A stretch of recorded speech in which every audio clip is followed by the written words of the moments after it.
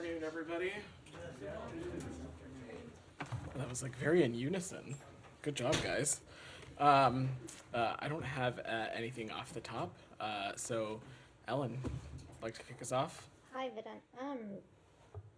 A former State Department security and human rights official, Charles Blaha, took part in a panel presentation on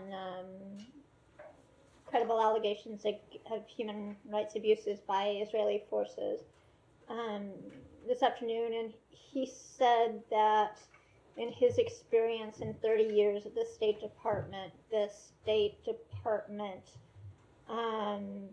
gave Israel special treatment that no other country in the world got, and that it showed undue preference to Israel in accepting its accounts of incidents that involve allegations against Palestinians.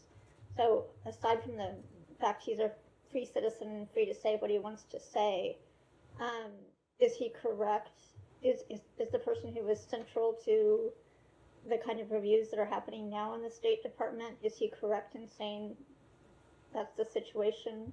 Or did he misunderstand how things worked over 30 decades? So I can't speak to these comments. I haven't seen them, or can't really speak to this individual and their what their role may have been here at the State Department. What I can say unequivocally is that we apply the principles and guidelines that are outlined in clear legislation when it comes to the security relationships we have with countries around the world, including Israel, consistently.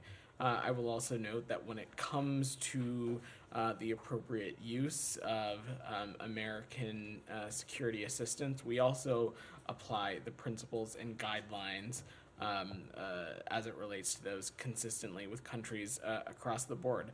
Simultaneously, we have a number of measures and efforts in place when it comes to ensuring that there is compliance with international humanitarian law. We've talked about a number of those levers from this briefing room, and we apply the tenets laid out in those measures consistently across the board with countries across the board. There is no such thing as special or preferential treatment when it comes to the implementation and enforcement of what we believe to be U.S. law. Simultaneously, when it comes to Israel, at every conversation, we have stressed the moral and strategic imperative to ensure that every possible step is taken when it comes to ensuring that civilian casualties are minimized, that deconfliction measures are implemented immediately, and that humanitarian aid can get to the places it needs to go, and that humanitarian aid workers are protected. And we'll continue to be very direct about those efforts, and we'll continue to apply the tenets of our of these factors consistently across the board with all countries. A couple of former senior State Department officials involved in the process have come forward now to say that's not the case.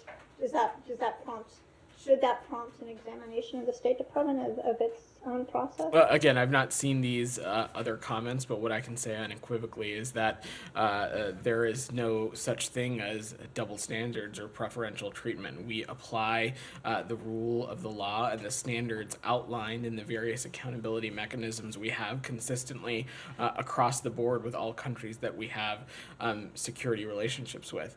I assume these individuals that you outline are private citizens, so they have every right to speak whatever it is their opinion is on issues pertaining to global affairs. But we see no indication of or reason to reassess our policy or the steps and procedures that we have in place. Daphne, go ahead. A senior Israeli defense official has said that Israel's military is poised to evacuate Palestinian civilians from Rafa and assault Hamas holdouts in the city.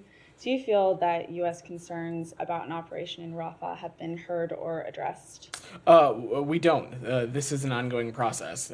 We continue to be very clear, and Ambassador Satterfield reiterated some of this yesterday, that when it comes to military operation in Rafa.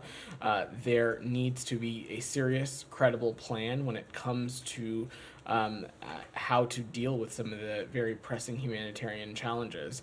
You've heard me talk about these before. First and foremost, we have more than 1 million people seeking refuge in Rafa. Rafa, as a region, continues to be an important conduit for humanitarian aid, as well as a region of safe departure for foreign nationals. For these reasons and many others, we continue to engage directly with our partners in Israel about them needing a very serious, coordinated, and well thought out plan when it comes to any military operation in Rafah. Have you gotten any assurances on protection of civilians from the Israelis? We are having these conversations. They are ongoing. Obviously, in the broader sense of the conflict, we have stressed the moral and strategic imperative of protecting civilians and making sure that every possible step is taken to protect and minimize civilian casualties.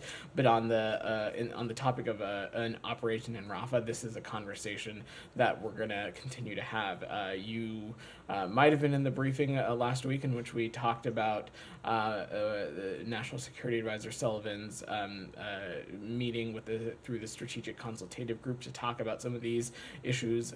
These conversations will continue to be ongoing, and we'll continue to engage with our Israeli partners on this. Will the U.S. take any action if they go ahead with an operation? I'm just not going to get ahead of hypotheticals here. Okay, and if I could just ask, Palestinian authorities reported finding hundreds of bodies in mass graves at a hospital in Khan Yunis this week after it was abandoned by Israeli troops. I know you said earlier this week that the reports are troubling, but will the U.S. call for an independent inquiry? So first, let me just say the allegations are troubling. They are disturbing. We take them very seriously, and we're continuing to press the government of Israel for more information.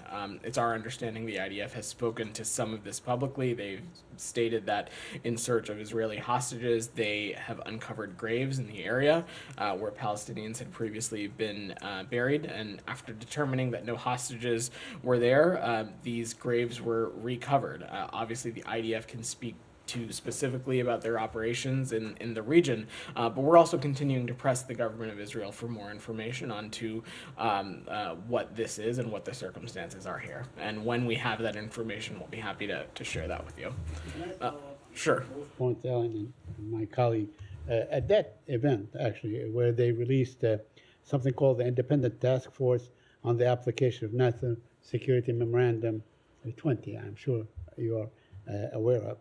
Now, these two former officials from the State Department, they were, of course, they're private citizens, but they were speaking officially of their time spent in the State Department. So you are saying that there's never been, at any time, a special treatment of Israel in terms of dispensing aid, military aid, or otherwise, or even political aid. Said, what I'm saying is that when it comes to the security relationships that we have with countries around the world, whether it be Israel, whether it be any other country where we have a robust security relationship, the applications and standards of the laws that guide that security relationship, including the laws and procedures that guide accountability measures that are in place within our system to ensure that human rights are not being violated, to ensure that American assistance is being used properly. The laws and guidelines and standards of those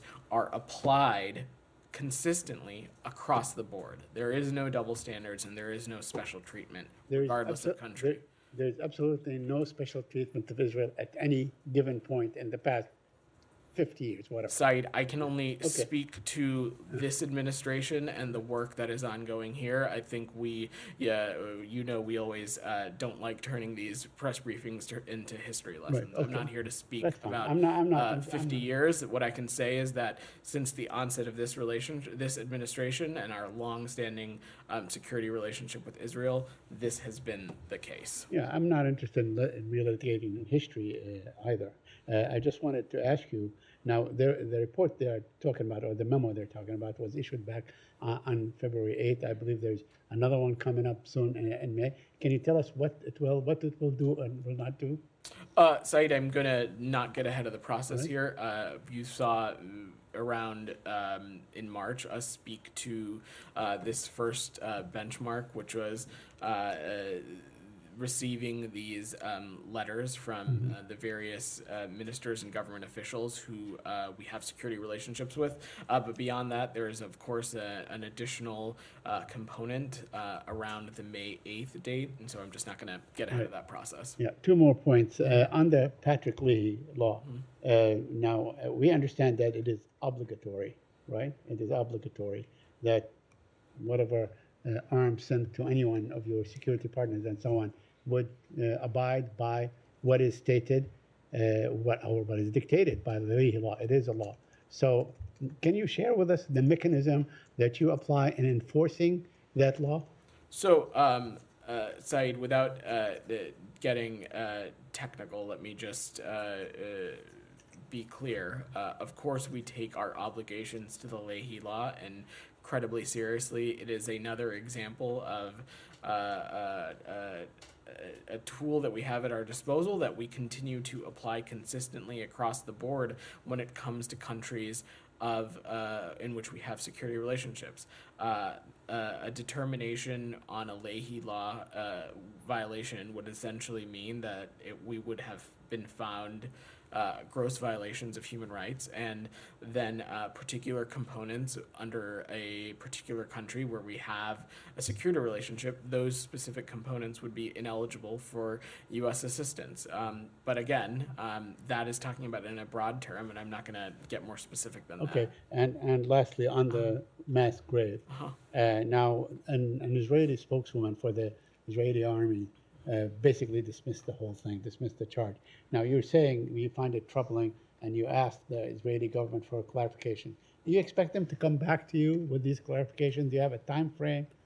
I don't have a time frame for you, and we do expect them to provide us with more information. But considering that this is just happening and it has a certain level of urgency, I mean, considering that the UN is asking for an independent investigation and so on, do you say that we need a response within this period of time? We are stressing the urgency of not just this incident, but other incidents in which we continue to press our partners in Israel for more information and more details about the circumstances surrounding it. We don't always read those conversations out. Sometimes they are private, but our partners in Israel are ones in which we engage with regularly around the clock at varying levels, and will continue to do so. Thank you. Elizabeth, go ahead. There was a report in Israeli media over the weekend that Israeli Finance Minister Smotrich is pushing to legalize 68 outposts in the West Bank. Does the State Department have a reaction to that report, and is this something you've raised with Israeli officials? So, look, these reports about directives to support illegal outposts in the West Bank, we believe that to be dangerous and reckless. Our policy, U.S. policy, remains that settlements are counterproductive to the cause of peace, and the government of Israel's program is inconsistent with international law, and will continue to urge Israeli officials to refrain from taking actions to fund outposts that have long been illegal under Israeli law. Actions or announcements seeking to expand outposts will only move the goal of peace and stability in the region further away. Abby, on the region or anything else? Yeah, go ahead. Hamas released a video today of Israeli-American hostage Hirsch Goldberg Pollen. And I wondered if you had any comment on the video, and if you had any further information on proof of life or the date of the video, and more broadly, if you could give an update on the hostage discussion. Sure. So the video itself is being actively examined by the Federal Bureau of Investigation and the Hostage Recovery Fusion Cell. I can't comment on it any further at this time on any of the specific parameters on the verification of it or not. But I will just note that if it's real, that this is another example of Hamas preferring to hold hostages rather than end the war and bring much needed relief to the Palestinian people in Gaza. On the matter of hostage talks and negotiations, Abby, there is a deal on the table. Release the sick, the wounded, the elderly, a woman, and there is a ceasefire. It's simple as that.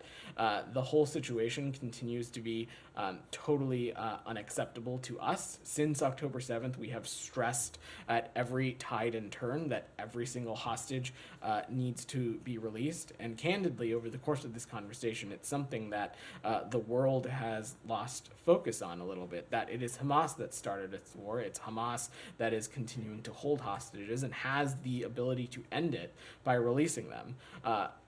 When it comes to this video, Hirsch should be home with his family. And we and Secretary Blinken are not going to rest a single minute until that happens, including the president, of course. Alex, on the region? On Iran, if I may. Let me see if there's anything else on Gaza specifically before we pivot to some of the broader topics. Go ahead in the back. Does the U.S. support an investigation into the mass graves found in Gaza, an independent investigation? So, as I said, we're continuing to ask our partners in Israel for more information. I don't have an additional assessment to offer. So you want Israel to investigate, but not an independent? We are asking for more information on the circumstances relating to the reporting of the mass grave, as I said to both of your colleagues when they asked this very same question. That's not- Go ahead. So, in the human rights report released on Monday, you said that Israeli government took some credible steps to identify and punish officials who may have committed human rights abuses. However, we have not seen some credible steps regarding several investigations since October 7, including the killing of Hind Rajab. I wanted to follow up on what Matt said last week. He said that you would ask for more information in light of the recent Washington Post report, which casted doubts on earlier Israeli findings. Any updates on these? Have Israelis gotten back to you? So, specifically as to what mechanisms might be in place within the Israeli system, I will let our partners in Israel speak to that, about any efforts that they are undertaking. From the United States perspective, you've heard me say this before, we consistently, in all conflict zones, continue to assess and identify evidence, facts, situations on the ground. Those are analyzed, those are looked through the various inputs and systems that we have to assess violations of possible human rights, and we take the process from there, and we'll make additional assessments as we need, but these are deliberative processes that are rigorous, that are detail-oriented, that are rooted in the law and rooted in facts, and they take time. I don't have anything additional to Specifically, offer. I'm asking about the killing of Hind Rajab. Have you asked them for more information, and have they gotten back? I'm happy to check on this case specifically. I don't have anything from Any up here. updates on World Central Kitchen aid workers? You were reviewing Israeli findings. Have you made an assessment? So when it comes to the findings in the World Central Kitchen, that tragic event, you saw our partners in Israel take a number of steps when it comes to accountability measures, specifically as it relates to dismissing 3 officers and placing some additional others on probation. In light of that, we've also continued to see some steps in the right direction when it comes to humanitarian assistance, but we also continue to stress the importance, and we need to see additional steps being taken when it comes to deconfliction mechanisms and steps that they can take to protect humanitarian workers. Ambassador Satterfield spoke a great deal about that yesterday, about things like comms equipment and other ways in which steps can be taken to ensure that humanitarian workers are kept safe, and we're going to continue to press our partners in Israel for those kinds of things. I'll come back to you, Ellen. Go ahead. Can I ask about the work being done for the findings that will be finished on May 8th? Are there any additional new investigations or inquiries being done as part of that examination of Israel's? So the National Security Memorandum is not a new process or a new policy process in which there are new standards or some sort of new thing that is applied to the countries that we have a relationship on. It is an assessment of whether we find a particular country who we have a security relationship with, whether we find their assurances to use U.S. security assistance properly, whether we find those assurances credible, and viable, and that work is ongoing. When it comes to ensuring that there are not violations of human rights and that U.S. assistance is being used appropriately, there are a number of processes in place that already exist within the federal government. We've talked a lot about them here. I understand it's the same processes and standards as before. My question is, are there any additional investigations, reviews? It's not an investigation, Ellen. It's not an investigation. It is an assessment. I don't fully understand what you are asking. I mean, are you looking at, is there a deeper look being taken into specific This is work that is Gaza? already ongoing and totally separate from the National Security Memorandum. You are conflating these two very separate things. About the national I understand, and what I'm stressing to you is what we have said from the onset since the National Security Memorandum was signed. It is not a new investigation or a new process. When it comes to ensuring the appropriate use of American security assistance and ensuring that human rights violations are not taking place, there are a number of steps that already exist within the U.S. government that are being inputted into, that are being assessed. We are looking at the facts on the ground as we would in any conflict zone. But I'm not going to speak to these ongoing deliberative processes. We're not gathering new facts. This gathering of facts has been ongoing since the onset of October 7th, as it would in any conflict zone. The National Security Memorandum process is a totally separate thing. It is not an outlining any new process or any new investigation. It is an assessment of assurances offered by host governments when it comes to the assurances that they provide on the use of U.S. assistance. We've been pretty clear about this, dating back to a number of press briefings. Right, I guess I'm saying, are you doing any additional, you've got the assurances, but how do you determine their action? That is the work that's ongoing. I don't mean to sound like a broken record, but this is the work that has been ongoing, not just in this conflict zone, but in every conflict zone on the face of this planet, where we look at the facts on the ground, we work with civil society organizations, we work through our embassies and consulates to assess what is happening on the ground, and those facts, they then are assessed and looked at further, they are examined, and they can move into various other processes as well, whether they be CHURG, whether it be a Leahy process, whether it be something else. That work is always ongoing. Go ahead in the back. It's about Colombia. Okay, I'm going to come back to you at the end. Go ahead, Alex. Staying on Iran for a while, I have a couple of other questions on Ukraine. Tomasz Salehi, very well-known dissident rapper, very well-known for his criticism of the Iranian regime, got sentenced today to death. Any reaction and any steps you guys can take to prevent this from happening? We've seen those disturbing reports. We're talking about someone who has already faced torture and other harsh treatments in detention. This is just another example of the Iranian regime's horrific and pervasive human rights abuses. We once again condemn the Iranian regime's use of the death sentence as a tool to suppress people's human rights and fundamental freedoms. We continue to closely follow reports of Mr. Salehi's situation. The Massa Act is now the law of the land. Can you guys give us a sense of how you're going to implement it, when, and will you be willing to directly target Iranian Supreme Leader for his gross human rights violations? So, Alex, we continue to have a number of tools at our disposal to hold the Iranian regime accountable. The Massa and Ships Act, as you so noted, we're of course going to implement the law, but I'm not going to get ahead of the process here, and we'll wait on speaking to any of the Iran-related provisions specifically for now. May I move to Ukraine, if I may? Or let me finish out on the region, and then please come back to you. Go ahead. Regarding to Saleh and the sentence he was just given, is there anything you can do on the international scene to stop it?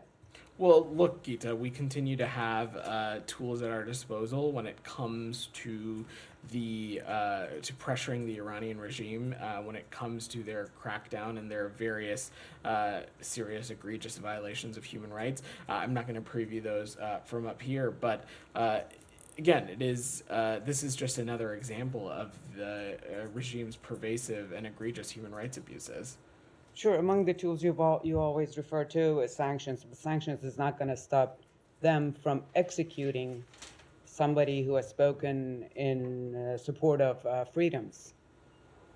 Anything else you may be able to do? Well, look, the reports are incredibly disturbing and troubling, and we'll continue to raise cases like this one and raise violations of human rights like this and continue to make clear these kinds of egregious crackdowns in public forums like this one through the international community, so that we can further collectively hold the Iranian regime accountable for its crackdowns. On the region, go ahead, Doc. Okay, thank you, Don. I just did only a follow-up. I didn't get to finish my question about the Netzah Yehuda Battalion, and this is the question. In light of JewishPress.com and Middle East forum reports regarding the Democracy for the Arab World Now organization criticism of the IDF, that battalion, and their ties to the Muslim Brotherhood, which supports Hamas in its war against Israel, does the U.S. government vouch for the credibility of the Democracy for the Arab World Now organization reports regarding those U.S. sanctions against the Netzah Yehuda Battalion? And a quick follow-up. I'm not sure I fully am following your question. What exactly are you asking? Have you heard of the Democracy for the Arab World Now organization? I'm not familiar with this organization. Okay, well, I'll go to the next question here. Great. The United States continues to sanction more and more Israelis. Can you describe in detail what is the basis for these sanctions? Why there isn't a public hearing so that the American public can see or hear the evidence, and which other allies does the United States currently have sanctions against the citizens and military units? So generally, public hearings are not part of the process of designating individuals or entities under our system. But let me just be clear, and let's talk about what this is about. This is about violence in the West Bank, violence that we believe to be destabilizing when it comes to our ultimate goal of peace and stability in the region. And that's why you saw the administration take steps last week to designate individuals that we believe to be contributing to that instability through violent extremism. Go ahead. Yeah, thank you, Vedant. A question on Iran. Rafael Grossi, Director General of the International Atomic Agency, said in an interview with Deutsche Welle that Iran is weeks rather than months away from having enough enriched uranium to make a nuclear weapon. Well, what's the U.S. assessment on that? Do you have the same belief? So I don't have any assessment to offer from up here. What I can say is that we sincerely appreciate the IAEA's extensive efforts to engage Iran on longstanding questions relating to Iran's safeguard obligations, and we're going to continue to support Director General Grossi and the IAEA in their efforts. We'll also continue to consult closely with the E3 and other appropriate partners on this, but I'm not going to. Don't have anything. What about his comments? He says that Iran is weakest, closer to enrich uranium to have the nuclear. Does that concern the U.S. government? Look, any kind of the president has been very clear that we will go at all lengths to ensure that Iran doesn't obtain a nuclear weapon, but I don't have an assessment to offer on Director General Grossi's comments, but we certainly continue to appreciate his efforts to engage the Iranian regime as it relates to their safeguard obligations. And one last question, if I may. Sure. Yeah, this week and after the Iraqi Prime Minister went back to Baghdad, the militia group has resumed their attacks. The Pentagon spoke of that, and here at the State Department, Matthew spoke of that too. But my question is that were there any connections with the Iraqi government on that specific attacks and the resumption of the militia groups' attacks on the U.S. forces? I'd refer you to my colleagues at the Pentagon to speak in greater detail about this. I don't have anything to offer. No connections from State Department? I don't have any assessment to offer from up here. Go ahead. Thank you very much. Mr. Patel, just a few and promise to make them brief. On Monday, Secretary gave detail about the human rights report. And you said you do not have double standards. Since last year and a half, you do not see 1 million Pakistani moving out of the country, journalists being put in jail, women in jail, political workers in jail. Is there a question here? So Pakistan was not part of the human rights violation in the yearly report. Do you guys not see any violation happening there since last 1 year? I am sure that there is a section that includes Pakistan. But beyond that, did you attend the briefing on Monday? Yes. Then you probably recall both the Secretary Matt, Ambassador Gilchrist, being pretty explicit about the fact that the Human Rights Report is not a compendium of every single human rights violation that has occurred in calendar 2023. It is picked certain specific entries. It is not supposed to be some sort of cross-cutting total list that includes every single violation. Of course, when it comes to any country in the world, including, of course, Pakistan, human rights continues to be on the agenda, and it's something that we'll continue to raise with them. Okay, just one, sir? Yeah, just one. Go ahead. On the same topic, the Human Rights Report, the Mexican president spent 40 minutes today, early in the morning, criticizing the report. He said, among many other things, that the reporting itself, it's a breach of international law. He also said that the criticisms of his Mexican government in the report were not accurate. So what do you have to say about this? Is it unlawful under international law issuing these kind of reports? And do you give assurances of the things that you included regarding Mexico? So, one, certainly the publication of the Human Rights Report is not a violation of international law. It's something that we have done every year that this secretary has been secretary, and for every year almost before that. I can't think of a year in which the State Department, across administrations, across secretaries, have issued human rights reports. Again, I've said in this a number of times this week, the Human Rights Report is not an United States assessment on these various anecdotes and entries that are in there. It is a compilation of entries made from credible inputs, media organizations, government organizations, civil society actors, our embassies and consulates, who input these specific entries. And as it relates to the section on Mexico, I just am not going to speak to these specific entries. Your opportunity to do that was on Wednesday, or on Monday, when Ambassador Gilchrist was here. So you all should have attended to talk about some of these entries more specifically. Go ahead in the back. So now Colombia, about the Human Rights Report, Colombia also sent a diplomatic note of protest because of the inclusion of an investigation against the son of the president, of President Petro. Colombia believes that it's unfriendly, it shouldn't be included there. And on the other hand, they protested against your statements yesterday, because they believe you gave credibility to the information of the investigation. I want to clarify exactly what were you trying to say when you said that you gave credibility, because let me be clear, some people are even saying that you said that money entered the campaign. So I don't think that there should be no confusion as it relates to my comments. Let's just take a step back and talk about this as a matter of fact. First, the Colombian government has every is their prerogative to conduct whatever kind of diplomacy or take whatever actions that they seem fit under their government. But what we're talking about here is that in the 2023 Human Rights Report, in the Colombia section, there are references to an inquiry that was opened by the Colombian Attorney General's office. It's a matter of public record that the Attorney General's office has opened this inquiry. The State Department didn't announce it. The Human Rights Report didn't announce it. This is a matter of public record. And government organizations are one of the many credible inputs that go into compiling the Human Rights Reports. This report, one of the things it's known for is compiling credible actions that governments take.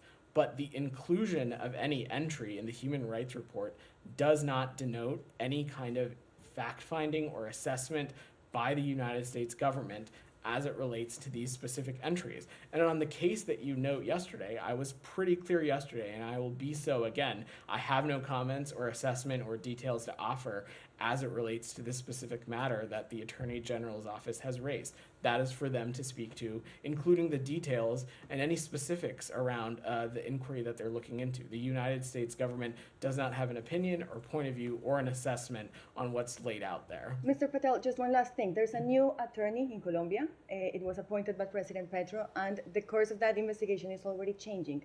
Does the U.S. trust that the investigation can be conducted fairly? Do you trust like the Colombian institutions on this, on the Attorney General office appointed by President Petro investigating his son?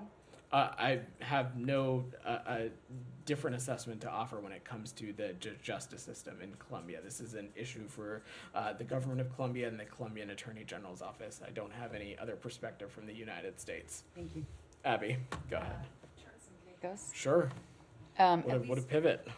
It's good, yeah, serious pivot. At least 2 Americans are currently being detained in Turks and Caicos after bringing in ammunition to the country earlier this year. Does the State Department have any concerns regarding the detention of Americans for bringing ammunition into the country? They're both looking at the potential of 12-year sentences. So, Abby, as you know, our embassies and consulates, we have no higher priority than the safety and security of American citizens overseas. We're aware of the arrest of U.S. citizens in Turks and Caicos. When a U.S. citizen is arrested, we stand by ready to provide all appropriate consular assistance. But in a foreign country, U.S. citizens are subject to the country's laws, even if they may differ from what is law in the United States. I will note that our department put out a security alert in September of 2023 that states that in the Turks and Caicos Islands, firearms, ammunitions, and other weapons are not permitted. Turks and Caicos Island authorities strictly enforce all firearms-related laws, and the penalty for traveling to Turks and Caicos Islands with a firearm or ammunition or other weapon is a minimum of custodial sentence of 12 years. So, but beyond that, we are aware of these reports, and we are continuing to engage and provide all appropriate consular assistance. Are you able to provide any estimate for how many Americans are being detained in Turks and Caicos? As you know, Abby, as a veteran covering this department, the number of American citizens, not just in Turks and Caicos, but in any country, that is a number that fluctuates. We do not ask or even require American citizens to register or notify with us when they travel, when they head to any destination. So that is just a number I can offer from up here. Go ahead. Thank you. There have been reports that President Erdogan's meeting with the Hamas leader might have affected his anticipated White House visit. I will not ask you to confirm whether the Turkish president is coming, but I will ask you, what is your message to your allies? Will a meeting with the Hamas leader potentially set an obstacle to a White House visit? So our message to our allies and partners today is the same that it was on October 7th, which is that it no longer can be business as usual with Hamas, and that any country who may have a relationship with Hamas, influence with Hamas, needs to send a very clear message that they should take the deal on the table that will release hostages and help bring about much needed relief to the Palestinian civilians in Gaza, and that they should ultimately ensure that every single hostage is released. But I don't have any other... So does that mean that a meeting with the Hamas leader is business as usual, so it can influence a visit in the United States? I have no assessments to offer on that meeting beyond that. So can I just follow on that one? Sure. Very quickly. Yeah. So would you like to see your allies, like Qatar, for instance, throw the Hamas leadership from Qatar? Because there's been a lot of talk about this. I spoke a little bit about this I understand, last but week. since this was brought up now. I will, again, leave it to the government of Qatar to speak to any steps or that they may be taking as it relates to their own government. Go ahead.